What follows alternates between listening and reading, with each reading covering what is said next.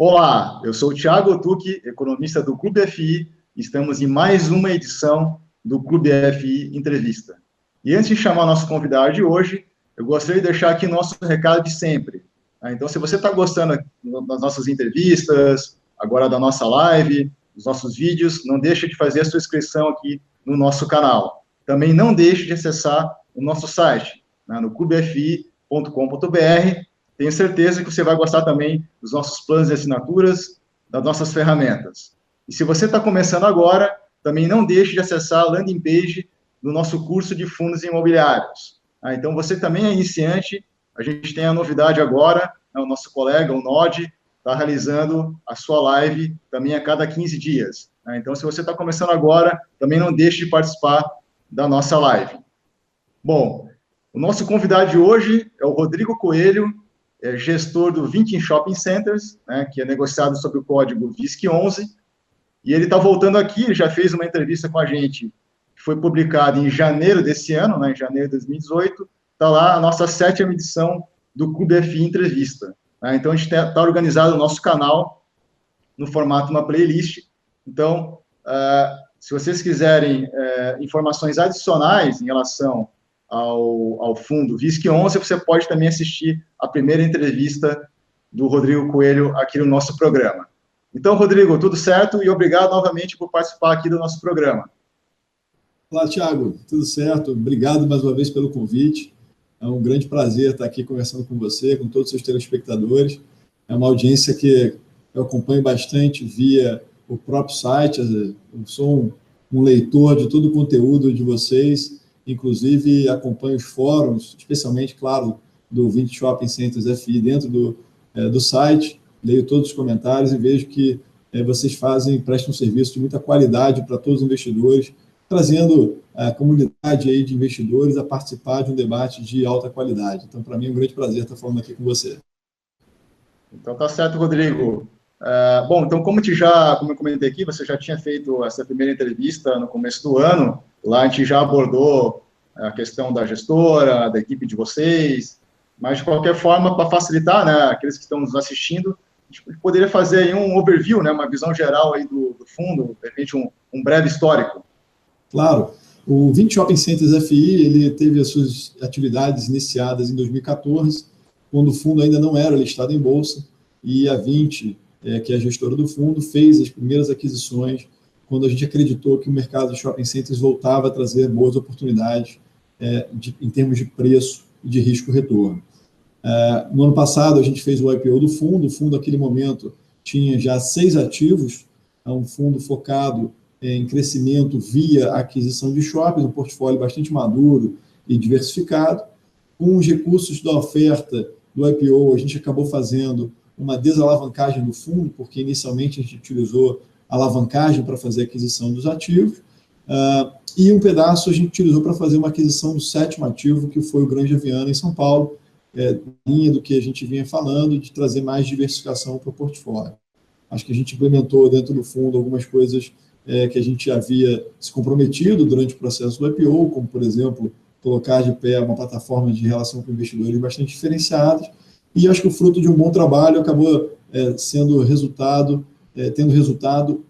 um retorno muito bom para os investidores, uma liquidez diferenciada, se tornando o fundo mais líquido de shopping desde então, o que propiciou a gente fazer uma nova oferta de cotas, a 4ª emissão de cotas do fundo, a 2ª já listada em bolsa, e acho que a gente ficou muito satisfeito aí com o resultado final, porque a gente conseguiu captar praticamente 500 milhões de reais em um número bem grande de investidores, e hoje o fundo está chegando próximo aos 25 mil investidores, o que para a gente é um motivo de grande orgulho e, ao mesmo tempo, de responsabilidade.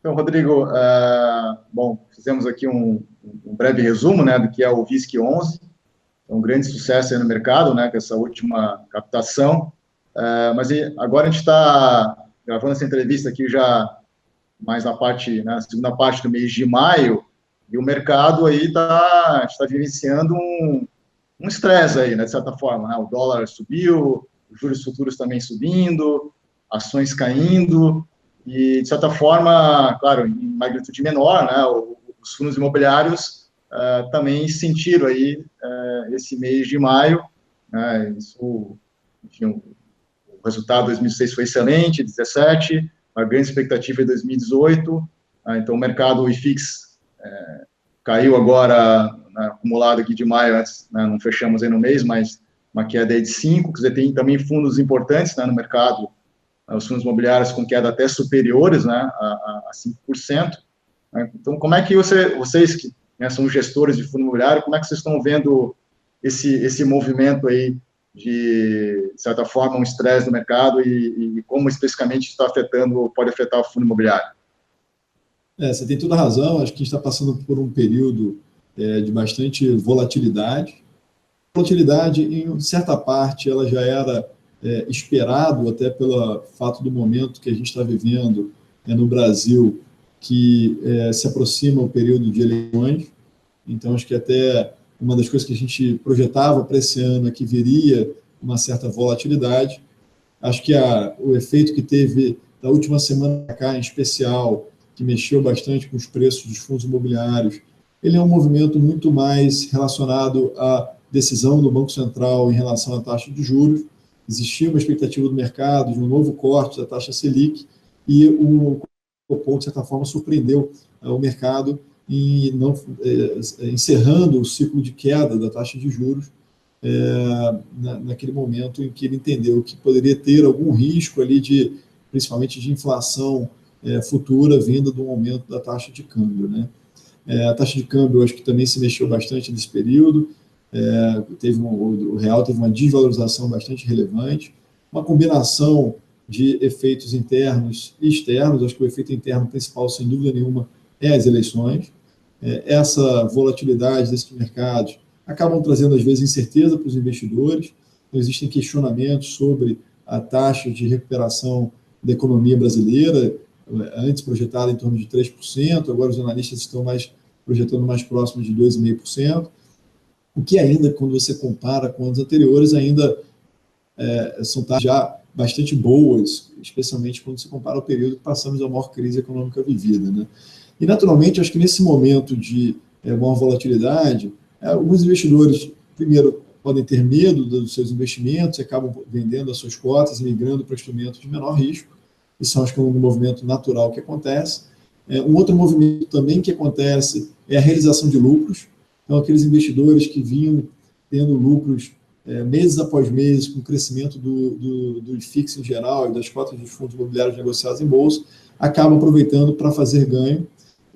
E aqueles fundos que, eventualmente, têm uma melhor relação de risco-retorno ou de dividend yield sobre o valor do investimento, talvez sejam que fiquem mais protegidos, que caiam menos.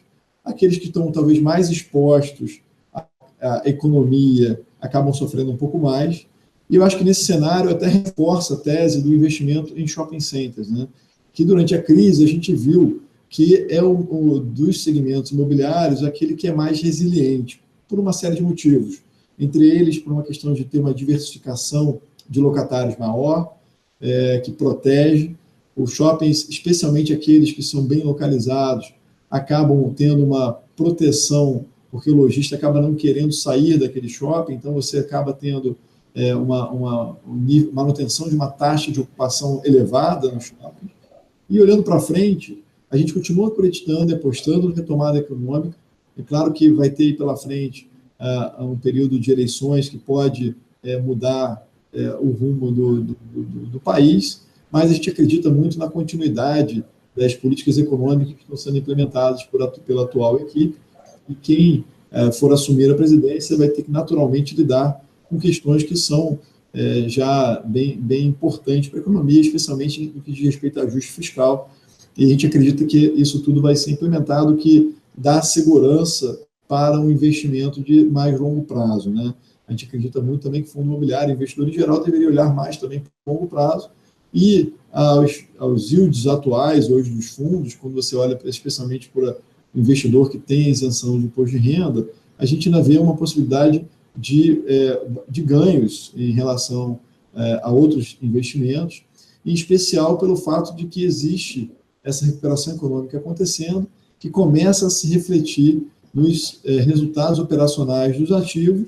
Então, mesmo com uma taxa de juros que o Banco Central definiu como um patamar base para manutenção, a gente não acredita que essa taxa de juros vai voltar a subir no curto prazo. Isso talvez vai demorar ainda a acontecer, porque dá um horizonte razoável, num patamar baixo de taxa de juros, o que traz uma série de benefícios, e faz com que a economia possa voltar a crescer mais fortemente, e, naturalmente, os resultados operacionais dos ativos vão poder crescer, e os shoppings, por sua vez, também têm o poder de capturar esse crescimento mais rapidamente. Então, a gente está muito confiante no segmento, como também, mesmo nesse momento, que é um pouco mais de volatilidade, como eu falei. Acho que isso também faz parte do movimento aí do mercado de renda variável, né? Claro, sem dúvida. O fundo imobiliário acaba sendo ele tem um resultado dos ativos operacionais embaixo, você tem eles como o foco do investimento, mas pelo fato de eles serem negociados em bolsa, acabam trazendo essa componente de volatilidade. E é importante que o investidor entenda isso, né? Isso, num cenário de otimismo contínuo que a gente vinha vindo, era natural que os preços iam sempre crescendo, mas você está sujeito a esses fatores de mercado. É importante o investidor também saber reagir em relação a isso, que muitas vezes se há oportunidade para novas aquisições, novos investimentos, especialmente para aqueles que estão olhando para um horizonte de tempo um pouco mais para médio e longo prazo. Rodrigo, então parece que é um consenso do que eu tenho conversado também nas demais entrevistas, em relação à questão do setor de shopping como um todo, não é? Então, fala-se, todos estão colocando no portfólio shoppings, tem essa questão da resiliência do segmento, né, somente em fundo imobiliário, se olhar para os anos atrás, onde os fundos de outras categorias sofreram mais. Vocês estão enxergando, né, vocês acompanham o dia a dia do mercado de shoppings, a gente está vendo agora que a atividade econômica, os números que saíram agora no primeiro trimestre, não foram tão animadores como se esperava no ano passado, tinha um otimismo maior, você vê já analistas e economistas também reduzindo as suas previsões aí de crescimento, atividade econômica. Tem a questão eleitoral agora, né, que acho que é o fator principal aí, que vai começar realmente o debate pós-Copa do Mundo, mas se você olhar, então, para os dados de atividade, vamos dizer assim, do segmento de shopping, ele está mostrando mais essa resiliência, quer dizer, ele está com uma performance melhor do que na média da atividade geral? Eu diria que sim, Thiago. Se você analisar as informações do nosso portfólio, por exemplo, né, que a gente torna os dados públicos, inclusive aberto no nível de shopping a shopping, e aí fazendo uma propaganda nossa aqui, né, se você me permitir, os investidores acessarem nosso site, 20shopping.com.br, a gente recentemente fez uma primeira teleconferência de resultados, né, trimestral. Essa teleconferência teve o intuito de apresentar os resultados do primeiro trimestre, e nesses resultados que a gente divulgou no nosso relatório que consta no site, a gente abre todos os indicadores operacionais dos shoppings, e, como eu falei, shopping a shopping. Quando você olha para os nossos indicadores do nosso portfólio, a gente viu uma melhoria em todos os aspectos, né? As vendas das mesmas lojas cresceram mais de 5%, os aluguéis das mesmas lojas cresceram mais de 1%, e esse número parece baixo, mas quando você compara que o GPM médio do trimestre acumulado de 12 meses foi negativo, então você teve um crescimento real do ponto de vista de locação, o que também é saudável. Fluxo de veículos crescendo continuamente, teve mais um trimestre de crescimento, ali nosso portfólio chegou a 1,5%, a média do trimestre. A taxa de ocupação, níveis mais saudáveis do que o ano passado, no mesmo período. A inadimplência caindo nos shoppings, os descontos caindo, a gente acabou abrindo pela primeira vez no nosso relatório trimestral, e a gente vai passar a fazer isso no nosso relatório mensal, acompanhamento do nível de descontos. A gente acredita que tem um espaço para ter uma redução. Ambos, por acaso, até acabaram sendo melhores no mesmo nível, tanto a redução da inadimplência quanto a redução dos descontos foram na casa de de 0,8 pontos percentuais, melhor do que no mesmo período do ano passado. Então, isso mostra, eu acho, que a resiliência do setor, especialmente dentro da tese de investimentos que a gente acredita que são os shoppings maduros e consolidados. A gente sempre teve essa visão de que no período de crise e pós-crise, esses shoppings seriam aqueles que resistiriam melhor e seriam os primeiros a aproveitarem os crescimentos, né? Só para dar um exemplo, a receita de locação, a receita de estacionamento do nosso shopping, por exemplo, eles cresceram no período entre o primeiro trimestre de 2018 versus o primeiro trimestre de 2017, 30%. Quando você desconsidera alguns efeitos que a gente chama de sazonais ou em função da aquisição de um shopping, quando você olha nas mesmas bases, a gente está falando de um crescimento de 13% da receita, né? Então, você vê como é resiliente esse tipo de receita no shopping, ela é importante, representa 18% da nossa receita do shopping total hoje, e o aluguel mínimo continua sendo ainda o principal valor, 70% da receita aproximadamente, no nosso caso o portfólio 68%, para ser mais preciso. Então, a gente vê os shoppings reagindo, acho que olhando um pouco mais para frente, né, para os próximos trimestres, né, o segundo trimestre agora, eu acho que tem duas coisas que vão impactar. Primeiro, uma questão de base. Quando você vai para o mesmo trimestre do ano passado, a gente teve nesse período a liberação do FGTS, que acabou injetando na economia um valor muito relevante para os investidores em geral, para os consumidores, que aumentaram as suas idas aos shoppings, as vendas das lojas, e a gente sabe que uma boa parte desse valor acabou sendo utilizado para consumo. Então, quando você larga de uma base de abril, especialmente, que o ano passado foi um mês muito forte, a expectativa é que abril seja, de fato, um mês pior do que foi o ano passado, mas por esse ajuste de base. Acho que você tem feito Copa do Mundo nesse ano, que acaba sendo marginalmente negativo na média para o shopping. Você tem setores que são beneficiados, como os eletroeletrônicos, por exemplo, que acabam vendendo mais, especialmente televisões nesse período. Mas você tem aí, especialmente nos Jogos do Brasil, você acaba tendo meio período, alguns feriados, mas não é algo que preocupa, diferentemente do que foi quando a Copa do Mundo foi no Brasil, o nível de impacto é muito menor. Você acaba tendo talvez outros benefícios marginais, em termos, como eu falei, do eletroeletrônicos, tem também a parte de alimentação, que acaba sendo também muito utilizada nesse período, que acaba sendo um período quase que um mini férias nesse período.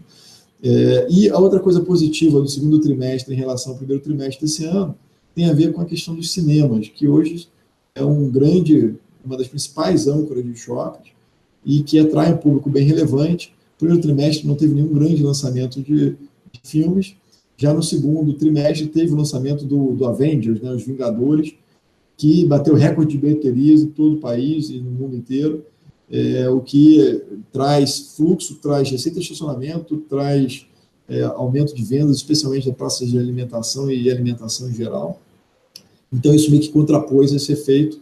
Então, a gente espera que, na margem, talvez o segundo trimestre, por um efeito de base do ano passado ter sido muito alto, ele venha pior do que o primeiro trimestre. Mas, olhando para o ano como um todo, a gente vê o ano como um ano positivo.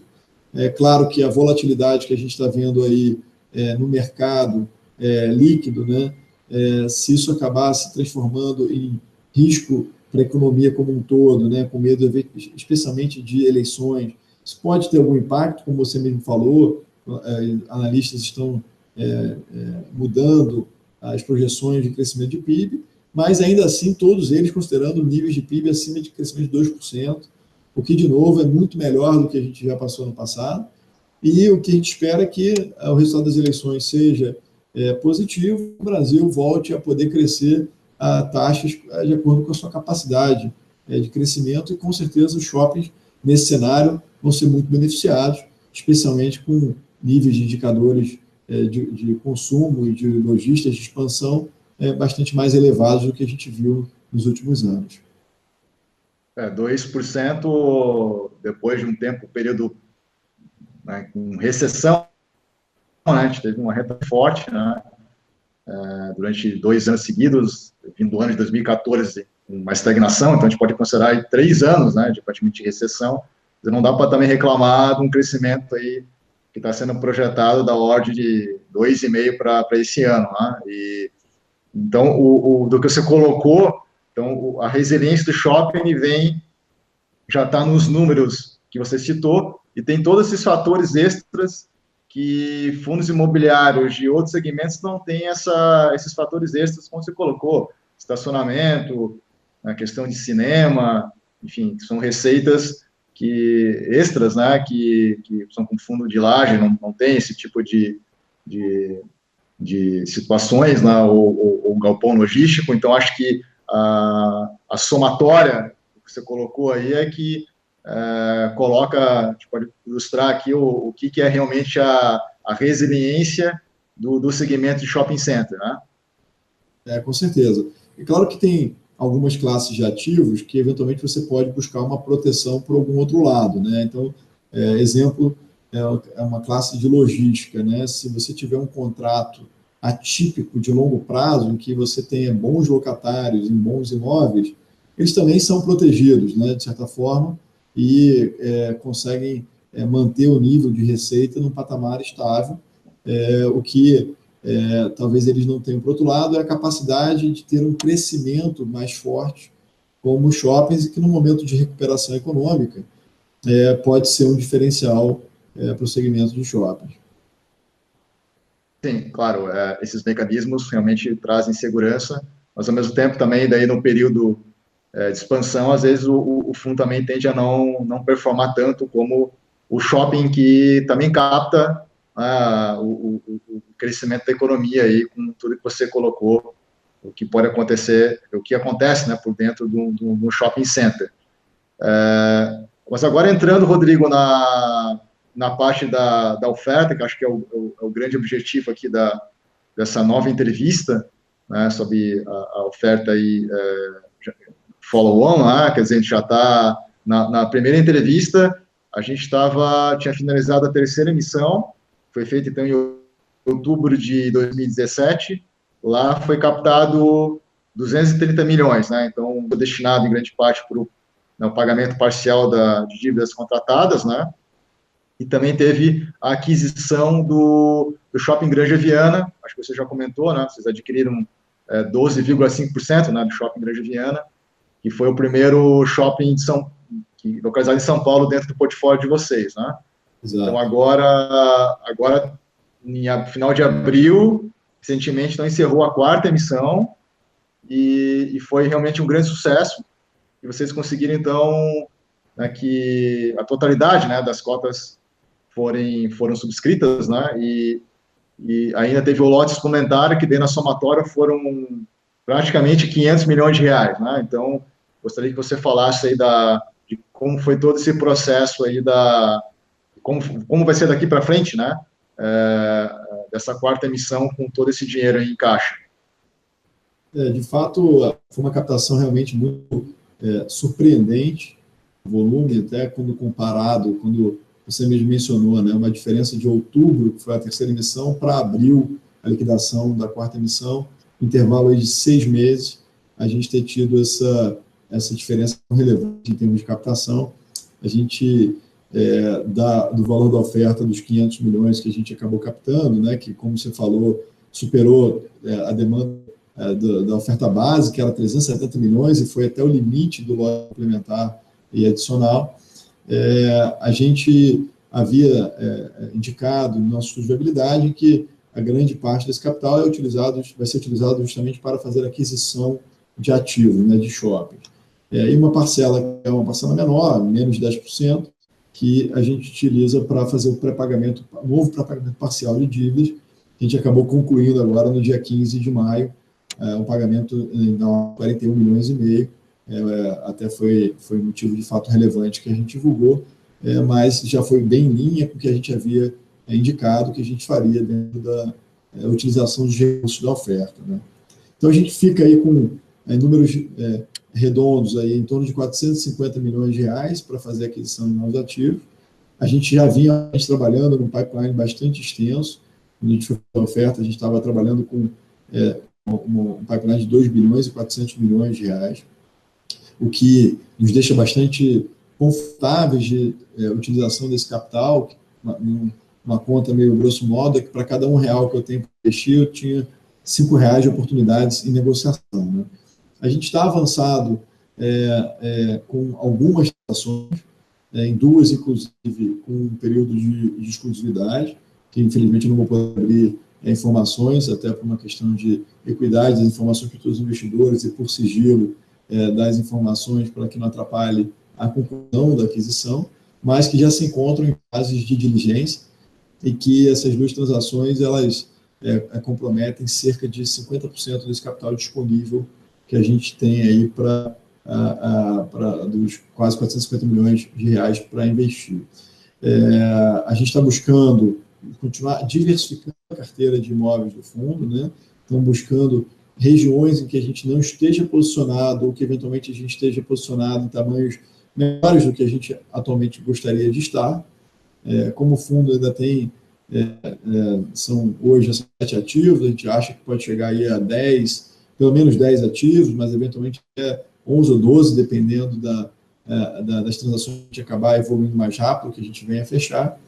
E temos muita oportunidade em várias regiões do Brasil e sabemos da responsabilidade, estamos bastante animados com essa possibilidade de fazer bons investimentos, inclusive em ativos que eventualmente talvez sejam até maiores do que os ativos médios do portfólio do fundo atual, ativos eventualmente até, em alguns casos, até, eu diria, até mais dominantes do que alguns ativos que tem hoje no portfólio, que vai trazer ainda qualidade para a carteira do fundo como um todo, e esperamos entregar isso com bons níveis de retorno para os investidores, que é o que a gente se propõe a fazer.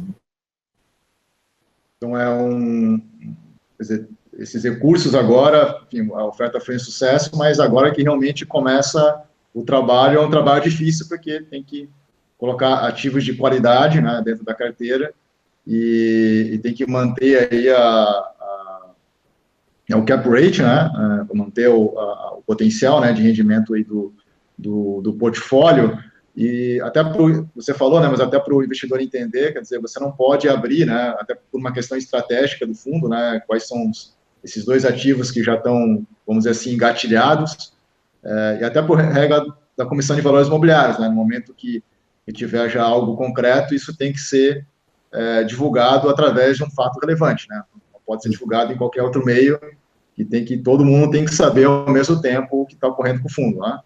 Exato, e a gente até procura, dentro dos fatos relevantes, onde de fato tem uma transação concreta, que esteja a ponto da gente divulgar no mercado, a gente até procura fazer um fato relevante um pouco de explicação do racional daquela aquisição, dando um pouco de visibilidade para o investidor, para ele poder entender exatamente qual foi a nossa decisão de investimento, entender por que a gente acredita que aquele é um bom ativo, a nossa tese de investimento para aquele ativo específico, né? Então, a gente não pode se comprometer com prazo, até porque, por conta desse processo de diligência, né, não depende só da nossa vontade, depende da disponibilização de uma série de informações, depende dos vendedores também conseguirem essas informações, e uma coisa que a gente não vai fazer é atropelar esse processo, né? Esse processo, para nós, a gente dá muito valor a ele.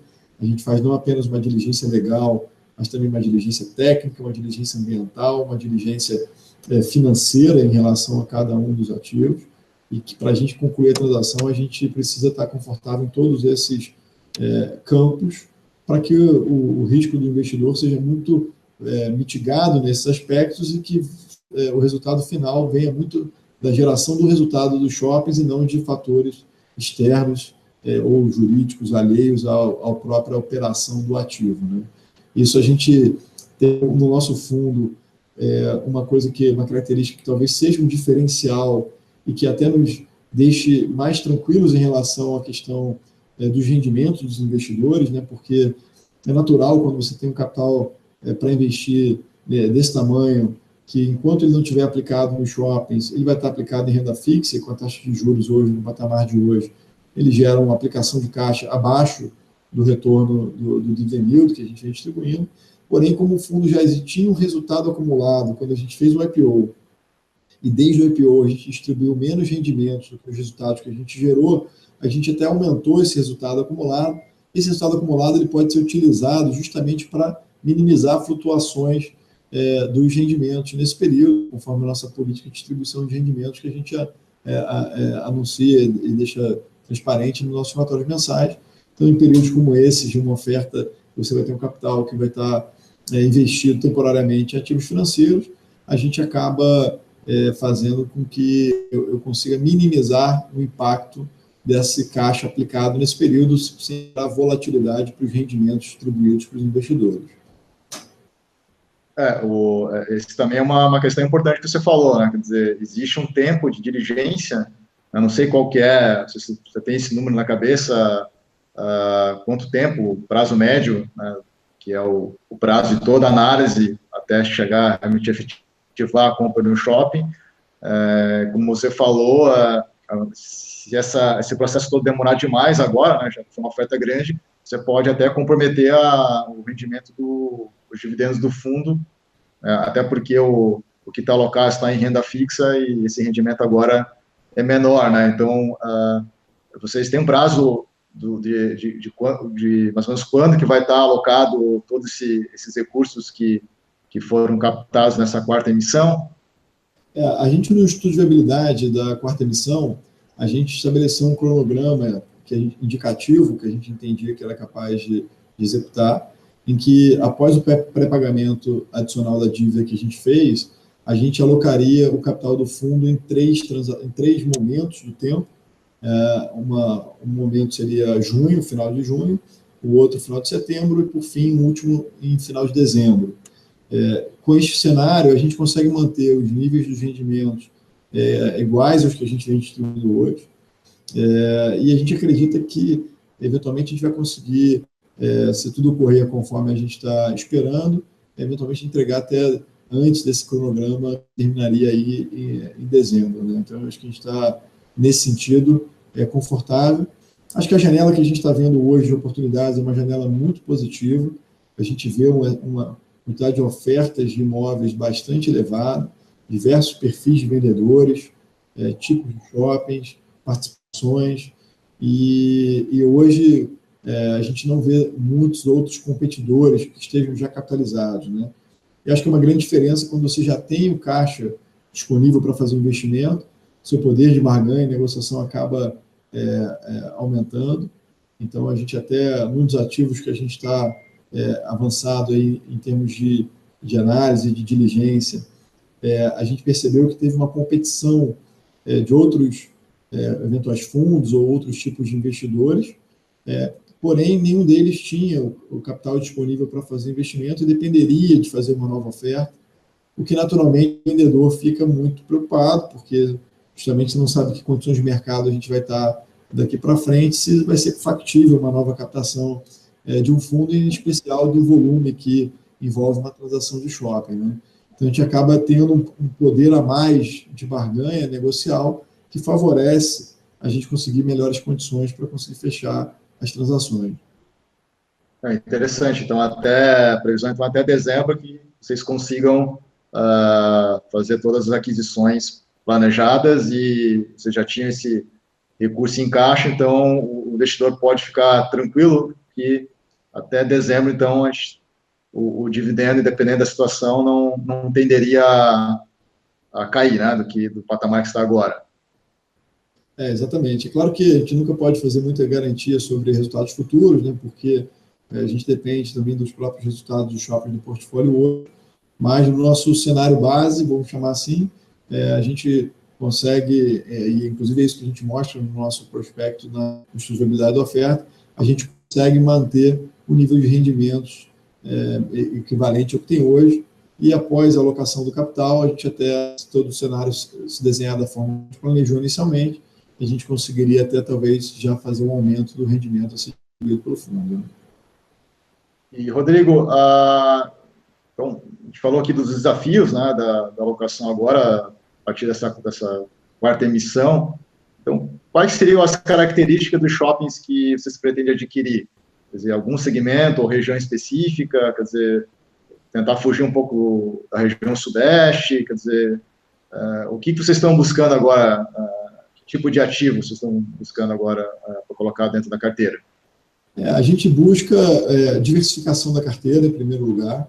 Então, buscamos ativos em localizações em que a gente não esteja posicionado, ou em localizações, como eu falei, que a gente tem uma exposição pequena. Nesse sentido, a gente continua indo para São Paulo, embora a gente tenha uma participação no Grande Aviano, é uma região que a gente acredita que poderia ter uma exposição maior. Tem diversas outras capitais e até mesmo uma região do Brasil que a gente não tem participação. Centro-Oeste é uma localização que nos agrada. Em capitais importantes também a gente não tem participação. Acho que dentro da representatividade da indústria de shopping no Brasil, a gente não é um tamanho muito pequeno, então a gente pode ter um espaço geográfico para atuar bastante amplo, bastante extenso. A gente busca shoppings consolidados, shoppings já maduros, de preferência shoppings que sejam os dominantes nas suas regiões, nas suas áreas de influência, em grandes cidades. Essa é a tese principal nossa do que a gente está buscando hoje. E a gente tem uma estratégia, embora tenha essas características principais, a gente tem uma estratégia de aquisição flexível, né? A gente pode comprar participações minoritárias, participações majoritárias, pode comprar com diversos tipos de administradores, a gente não tem nenhuma restrição ou preconceito em relação a algum tipo de administrador. A gente sempre analisa a cada aquisição o nível de governança que eu vou ter daquele ativo, ou seja, aquela minha participação, o que ela vai me dar de direito, seja trocar um administrador, seja fazer um investimento, precisar da aprovação do fundo, é uma característica que a gente acaba olhando com bons olhos. E no caso das transações em que você já tenha um administrador e que não faça parte da aquisição a troca do administrador, a gente sempre analisa quem é o administrador, a gente conhece grande parte dos administradores de mercado, se não a totalidade, e a gente sabe muito bem aqueles que a gente tem conforto de ter um shopping administrado por eles e outros que a gente eventualmente prefira não ter eles no nosso portfólio. E essa análise também ela é feita caso a caso, até também a questão dos sócios. É importante você sempre ter sócios que estejam alinhados em relação ao que você acredita para os shoppings. Então, a gente sempre procura, antes de qualquer aquisição, tá conversando, tá próximo dos sócios do empreendimento, especialmente naquelas participações minoritárias, em que, de certa forma, eu vou precisar de um sócio para tomar uma decisão estratégica. A gente procura checar se alinhamento existe em relação ao posicionamento estratégico do shopping, ao direcionamento, e isso acho que conta muito com a nossa experiência em fazer aquisições. A 20 já vem investindo nessa estratégia de shopping desde 2012, mas a equipe que toca o fundo, inclusive, é liderada, né, a área imobiliária é liderada pelo Leandro Busquet, que foi da BR Malls, diretor de aquisições. A gente está juntos aí há mais de 10 anos fazendo aquisições de shopping centers. Então, todo esse tipo de situação que a gente precisa analisar, a gente já tem bastante expertise nisso, sabe lidar bem, se proteger de casos e, eventualmente, saber analisar ativos que, eventualmente, a gente não pode comprar porque a gente pode ter um problema na frente, né? Então, a gente também evita casos, como eu falei, de administradores que a gente não tem conforto ou de estruturas de governança que deixem a gente desprotegidos em determinadas situações. Então, o alvo de vocês são cidades maiores, né, não necessariamente capitais, mas cidades com uma população acima da média e shoppings já maduros, né? Eu não sei qual que é o tempo que vocês consideram um shopping maduro. No passado, né, existia a mística de que com 3 natais você tornava um shopping recém-inaugurado num shopping maduro, né? Especialmente por um efeito de crise recente que a gente tem visto, esse prazo aí acabou se estendendo para cerca de 5 anos, né? Mas mesmo assim, às vezes você tem ativos que podem amadurecer antes, ativos que podem demorar um pouco mais, especialmente aqueles que estão passando por uma competição mais alta, podem até demorar muito mais do que 5 anos para ficar maduro. Então, a gente acaba analisando a situação caso a caso, e a gente enxerga muito mais olhando para os níveis dos indicadores operacionais dos shoppings, qual o nível de vendas por metro quadrado daquele shopping, qual o potencial de capacidade que ele tem para você poder entender se ele está ainda numa fase ainda de muito crescimento. Taxa de ocupação é uma outra variável importante para esse tipo de análise, para saber se você está num momento em que você está estabilizando aquela receita ou se você está sujeito a grande volatilidade, né? A gente procura já estar nessa fase que já passou daquele primeiro início ali que o shopping ainda está decolando, para a gente conseguir capturar, eu acho que o ganho marginal ali para frente, que na nossa visão é um ganho que tem um retorno ajustado a risco melhor, né? E, Rodrigo, você também comentou sobre a questão da importância do administrador e até a questão dos demais sócios, né? Porque normalmente vocês fazem aquisições, só que acabam não sendo majoritários, né, no shopping. Então, por exemplo, assim, um bom shopping, bem localizado, com todas as características que você falou, se ele tiver uma administração ruim, ele vai ter também tem um risco grande de ter uma performance ruim. Olha, tem ativos que são tão bons, que eles aguentam até o desaforo de um administrador ruim. Mas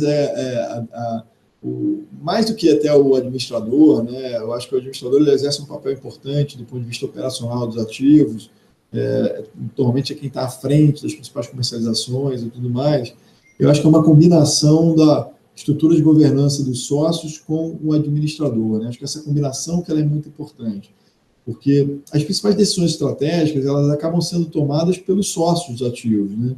O administrador é aquele que executa aquelas decisões estratégicas que são tomadas, seja do ponto de vista de posicionamento, do ponto de vista de comercialização, decisões sobre eventuais manutenções e retenções de lojistas podem ser importantes para o shopping.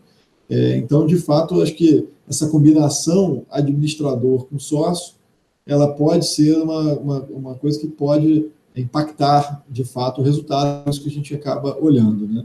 Num cenário em que você tenha muito pouca competição numa determinada região, e num cenário otimista de mercado, vamos dizer assim, de crescimento, expansão do mercado, essas questões acabam sendo talvez menos relevantes. O que máximo que pode acontecer talvez é limitar o tamanho do crescimento que aquele ativo possa ter. Mas em situações que são eventualmente que você demande uma decisão estratégica, como um competidor fazendo um shopping numa região próxima do shopping que você tem, ou uma mudança de mercado brusca, que você tem que tomar uma decisão rápida ou para retenção de lojista, ou para tentar trazer novidade, aí é muito importante que você tenha esse alinhamento, tenha os sócios e administradora em um bom compasso aí de atuação para direcionar o caminho dos shoppings conforme a gente entende que é o melhor para aquele shopping, né? Certo. E, Rodrigo, além do VISC, né, 11, tem outros fundos no mercado, quer dizer, a gente tem agora a XP Malls, o Malls Brasil Plural, que tem são concorrentes diretos aí do fundo de vocês. A gente está falando aqui que existe toda uma dificuldade, né, de encontrar bons ativos. Acredito que os gestores desses fundos também têm esse mesmo racional. A gente não pode ter uma escassez de bons ativos e isso ficar uma situação ruim aí para os fundos multiativos, ou o cap rate acabar sendo afetado. Enfim, como é que é a tua leitura em relação a essa questão da concorrência, vamos dizer assim, né? Hoje a gente, depois da nossa oferta, né, na Bolsa no ano passado, o IPO, de outubro, esses dois fundos que você mencionou vieram ao mercado também, fazendo seus IPOs.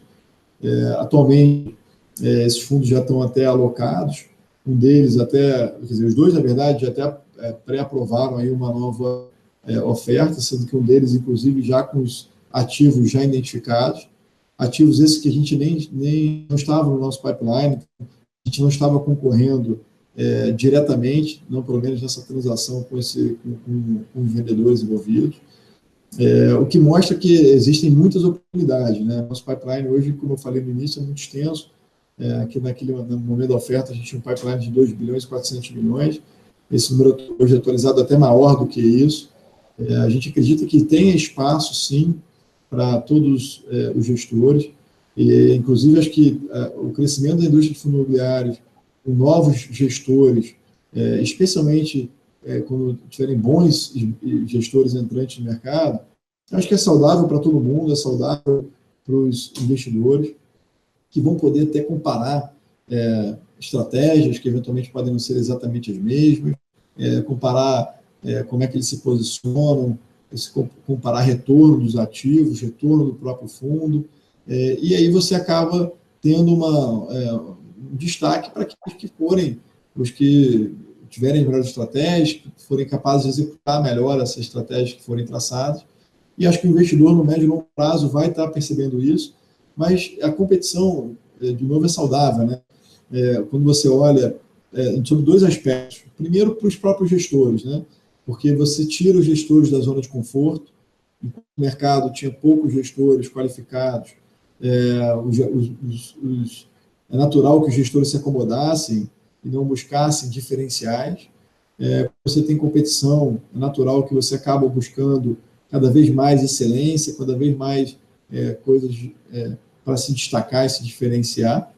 Do ponto de vista dos investidores, é uma forma também da gente ter um mercado maior e que você consiga trazer outros investidores que não apenas pessoa física, que hoje ela é dominante do mercado de fundos imobiliários hoje no Brasil, mas também outros tipos de investidores, como os institucionais, que a gente tem percebido uma migração, especialmente nessa nossa última oferta, a gente percebeu um apetite muito mais alto desses investidores institucionais pelo fundo, seja as fundações, as seguradoras e os fundos que investem em ações, porque a gente sempre acreditou, é uma tese que a gente defende, que fundo imobiliário é o melhor veículo para você poder investir em properties no Brasil, né? Os imóveis comerciais de renda. Ele é o veículo mais eficiente, você tem a cadeia dele, se você investir somente em imóveis, você tem isenção da renda. Quando você distribui a renda para os investidores, você tem isenção. Isso vale para a pessoa física, mas as fundações que já são isentas das suas carteiras também, seguradoras também, os fundos que investem também são isentos. Então, também é eficiente do ponto de vista deles. Você tem uma receita que, do mesmo vista que uma outra companhia, é a receita imobiliária, porém com o benefício do investidor ter acesso ao fluxo de caixa dos ativos, né? A regulamentação obriga que você distribua no mínimo 95% do resultado caixa semestralmente. Diferentemente de uma companhia que os dividendos ela é distribuído no mínimo de 25%, né? E numa base ainda anual, isso falando de companhias do novo mercado, companhias SAs listadas em bolsa. E então, ter um número maior de gestores na bolsa faz com que esses investidores possam ter base de comparação e você até poder trazer capital novo, né, para o mercado, porque não adianta você ter até um investidor estrangeiro que a gente acredita que deveria estar vindo para o Brasil, talvez não nesse momento por conta de eleições, mas olhando para o longo prazo, para fundo imobiliário, ele ter o VISC para investir. Se ele quiser montar uma carteira de shopping, ele precisa ter outros fundos também para comprar, para fazer uma diversificação da carteira dele, né? Acho que a BR Malls, a Multiplan, a Aliança, Iguatemi, as demais empresas, elas acabam trazendo esse efeito, né, de o investidor poder se posicionar em uma em relação à outra, e isso ser um diferencial para trazer. Então, enquanto as transações, os gestores forem bem qualificados, com estruturas de governança que sejam positivas para a indústria, eu acho que isso é saudável e, na nossa visão, não vai impactar preços dos ativos, porque existe, pelo menos no mercado atual, mesmo considerando potenciais novas ofertas de fundos imobiliários de shoppings que possam vir ao mercado, a gente acredita que tem um pipeline de negócios bastante extenso e que a gente, nesse momento, enxerga que hoje você tem muito mais até oferta do que demanda pela compra de ativos, e por isso que a gente acredita que vai ser capaz de fazer aquisições de bons ativos a níveis de retorno mais altos do que o retorno hoje embutido nas cotas dos fundos imobiliários listados. E, Rodrigo, como que o VISC, né, se diferencia, então, em relação a esses demais fundos listados de gestão ativa, né, no segmento de shopping centers? Eu diria que tem algumas características. A gente tem um pilar muito forte aqui, que é a transparência e o relacionamento com os investidores, né? Isso foi quando a gente fez uma autocrítica desse mercado, quando foi fazer o IPO, a gente claramente identificou que isso era uma oportunidade que a indústria de fundos imobiliários estava oferecendo para a gente, porque quando você compara com as empresas listadas, hoje o nível de informações das empresas em geral é muito superior a dos fundos imobiliários. Embora o fundo imobiliário distribua o resultado mensal e, consequentemente, os gestores acabam fazendo um relatório mensal, hoje até acho que vem melhorando, até que eu acho que desde a nossa oferta para cá a gente percebeu uma melhora do nível dos relatórios em geral, mas ainda é uma informação, na média, muito limitada, que os investidores acabam não tendo muito acesso à informação final, né? A gente procurou se diferenciar nisso, temos o nosso site aí que hoje tem todas as informações disponíveis, a gente tem uma planilha de fundamentos que abre todos os indicadores operacionais, os resultados, shopping a shopping, trimestralmente. Nos nossos relatórios mensais, a gente procurou trazer os indicadores operacionais do nosso portfólio como um todo, o que vai no nível até além das companhias listadas, porque a gente, as companhias listadas acabam informando trimestralmente esses resultados, então a gente acaba atraindo a atenção de analistas de mercado.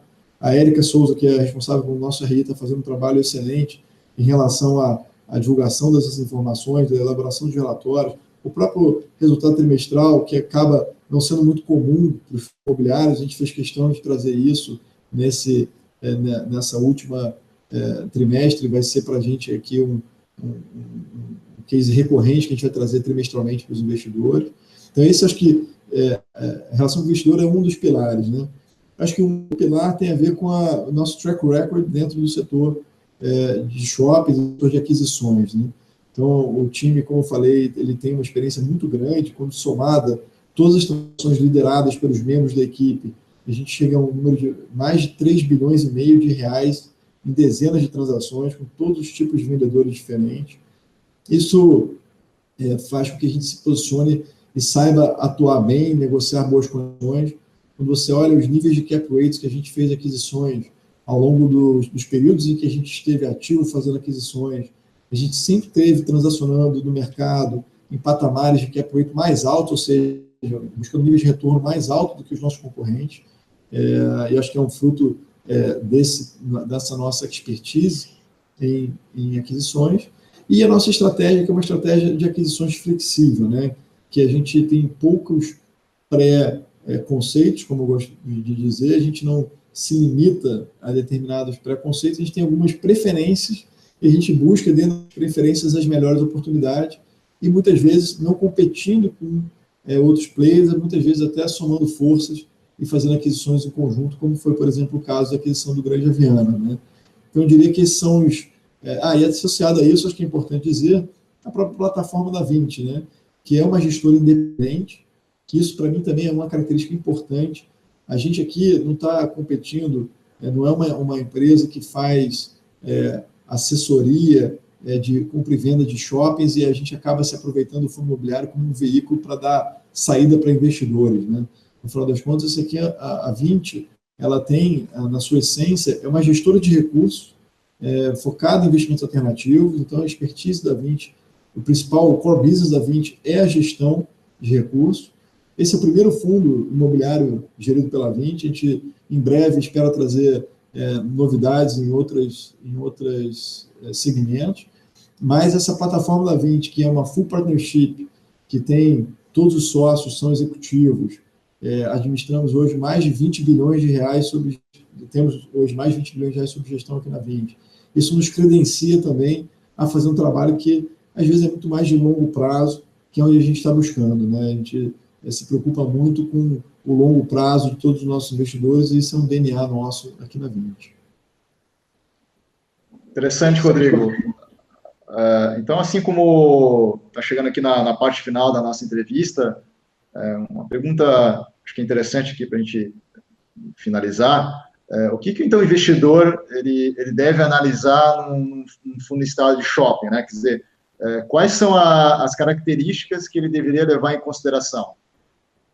Olha, acho que essa é uma boa pergunta. Na minha visão, tem algumas características importantes.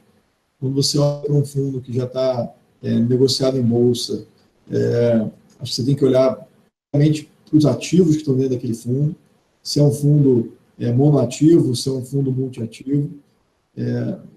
E quando olhar para os ativos, você vê os indicadores operacionais, você vê as características desses ativos, quão protegidos eles são nos seus mercados de atuação, quão diversificado é o portfólio. A questão de ser uma gestão ativa versus uma gestão passiva, na nossa visão, também é uma característica importante, porque quando você tem um gestor que está ativamente buscando oportunidades, seja dentro dos próprios shoppings existentes, como, por exemplo, em shoppings, fazendo aquisições de shoppings, o nível de responsabilidade é diferente quando você tem um fundo que simplesmente investe e carrega aquele determinado ativo, né? Então, você ter um gestor qualificado, olhando as oportunidades o tempo inteiro, é super importante. E o liquidez é uma outra característica, sem dúvida, que é super fundamental. Quando você olha, o investidor ele tem que ter aquela oportunidade de poder desistir, né?